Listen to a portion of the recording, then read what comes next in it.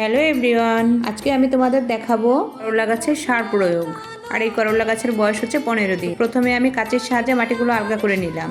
মাটিটাকে ভালো করে ঝুরঝুরে করে হাতের সাহায্যে পিলি কেটে নিব। গাছের গোড়া থেকে 3-4 ইঞ্চি দূরে এভাবে হাত দিয়ে মাটিগুলোকে সরিয়ে নিব। এরপরে আমি গাছে সার প্রয়োগ করব। আর প্রথমে আমি এখানে কিছু ইউরিয়া সার দিব, যেটা 1 মুঠ পরিমাণ। এই সারটা গাছকে সতেজ রাখবে। আর এরপরে দেব আমি 1 মুঠ পরিমাণে টিএসপি সার। এই সারটি মাটির উর্বরতা বাড়ায় এবং গাছের গোড়াকে শক্ত করে। এরপর দেব সামান্য পরিমাণে পটাশিয়াম, এটা গাছে দ্রুত পরিমাণে ফুল ও ফল আনে। আর এরপরে দিব আমি কিছু জৈব সার।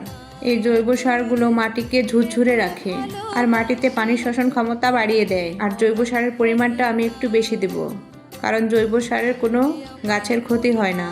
আর এরপর আমি সাইডের মাটিগুলো দিয়ে সারগুলোকে এভাবে ঢেকে দেব।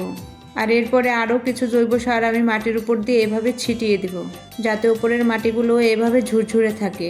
আর এখন আমি দিয়ে দিচ্ছি কিছু শুকনো গোবর, যেগুলো আমি বাড়িতে শুকিয়ে রেখেছিলাম, সেগুলো দিয়ে দিচ্ছি। এখন আমি দেবো কিছু ফোরাডন, যাতে কোনো পোকামাকড় গাছে আক্রমণ না করে। আর এই তো আমার সম্পূর্ণ প্রসেস শেষ হলো।